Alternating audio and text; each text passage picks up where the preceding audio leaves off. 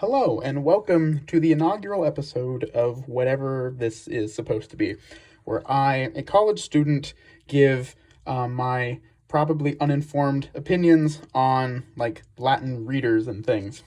This seems to be a rather underexploited area, so I figured I could contribute something here, although thinking about it, there's probably a reason that nobody talks about this sort of thing. But, that's all right.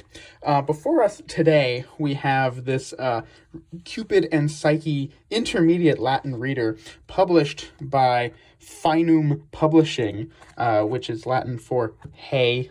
Oh God. Okay, the camera is shaking. If only you could see how precarious this setup is. I have this resting on a music stand on top of my desk, and in order to keep it from falling over, I have command stripped it to the wall. So it's very wobbly. I apologize for that. This is very slapdash.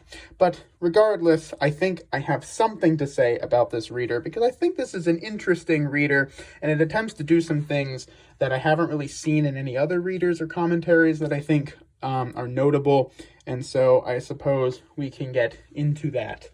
I guess to begin, Cupid and Psyche is not like a standalone work, but rather it is one of the inset sort of stories within the larger work called the Golden Ass, or the Metamorphoses by Apuleius, in which this guy turns into a donkey and does stuff, and there's stories in it. And one of those stories is this story, the story of Cupid and Psyche, and this is a reader that takes you through it. The Golden Ass is an incredible story. It's phenomenal.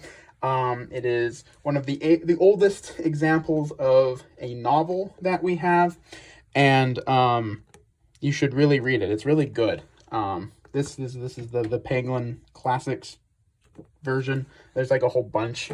That's the one I read. It seemed fine, but I mean, there's plenty of other translations out there, and I'll pick something and read it. It's good. And this is, it's a reader.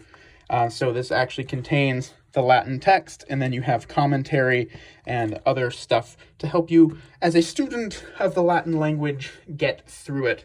And now this book is particularly interesting in that there's a sort of interesting ethos behind this publishing company. They seem to be trying to create readers which are sort of more focused towards students as opposed to academics. A lot of commentaries and readers will contain a lot of notes and things that may be useful if you're a Latin scholar, but maybe not super useful if you're trying to figure out what this says. So this is trying to sort of plug that gap, and I think they do an admirable job.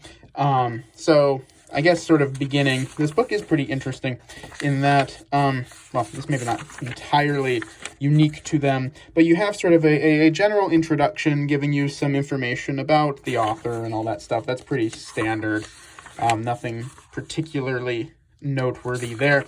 But what is pretty interesting is at the beginning you do have sort of a section about glossing conventions, as well as a sort of kind of grammar review. There's a little bit of reference information about different uses of cases and certain grammatical constructions and things that Apuleius uses. And so it's kind of it's a good little refresher. There's a little bit about conditions and so on and so forth.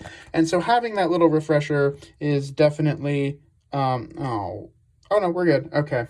Sorry, the low battery warning popped up on my phone. I was afraid it paused it, but it didn't. But yeah, so having that at the beginning is a nifty little refresher, and it's good to have. To have something like that, where if you're confused, you can look back. Again, very much geared towards students, which is very helpful. Now once you actually enter into the text, there's also something very interesting. So we have a running commentary, which is very useful. In fact, I believe strongly that this is the way that all sort of Latin readers should be published, because having it there is very useful instead of having to do this nonsense where you look at the word and you have to flip to the back and then you have to go back. That's really dumb. But in addition to a running commentary, we also have a running vocabulary, which is something I haven't seen really in any other reader I've used. This is the only one that I have that does this, and I don't know if this is common to all of the Faenum readers, or if it's just this one that they felt they need to do this. But yeah, every page has a running vocabulary, which is incredibly convenient, although maybe you might lean on it a little bit too much instead of actually sort of trying to remember the words. But it is nifty to have it there if you need to look something up. And it's not every single word on the page, but new words. And as it goes, it's sort of, well, it doesn't wean you down, but, you kind of build up a bit of a vocabulary through it. And then, of course, at the top you have your text. So it is pretty interesting to have that there. And there is a little bit in the beginning, in the introduction, where they talk about sort of their ethos behind this, basically saying they figured it's probably better if the reader has too much help than not enough. And I think that is something I could definitely get behind, because getting through this was a lot more enjoyable than some of the other readers I've looked at, because you can actually sort of make decent progress. Now, I don't know how useful this is in terms of actually like remembering words, if they're just right there and you can just like look at them. But it is good for kind of getting you through it. And in addition to the running vocabulary, there's also a full glossary at the back, which is pretty cool. And some pages for notes, I guess. Obviously, I didn't use these, but there are some blank pages for notes, which is pretty cool. Yeah, I suppose that's pretty much it. I think this is a pretty good reader. There are some calls in the commentary that I think you could probably dispute, but nothing that would like lead you completely astray. And as a way for students of the Latin language to get into a text like this, I think this is pretty good. They have a good number of other readers on their website. In fact, there are more now than the last time I checked, so it seems like they're continuously adding them. They're all sort of done in this style, with sort of different sort of bold graphic design choices on a lot of the covers. I have sort of mixed feelings about some of them, but that's definitely a nitpick.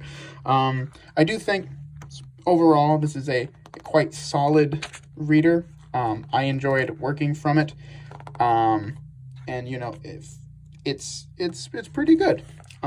It gets my sort of seal of approval, I suppose. And if you want to get into reading Latin at more of an intermediate level, and maybe this is a pretty good sort of jumping off point into getting into sort of unadapted text, and you're also supporting an independent publisher, so that's pretty cool, I guess. So yeah, I would recommend. Thank you for listening. I suppose we'll see if I make more of these. I hope to. I have a good number of readers, and I have opinions about them, so if it turns out that people actually care, then I suppose I could talk about some more stuff. So till then.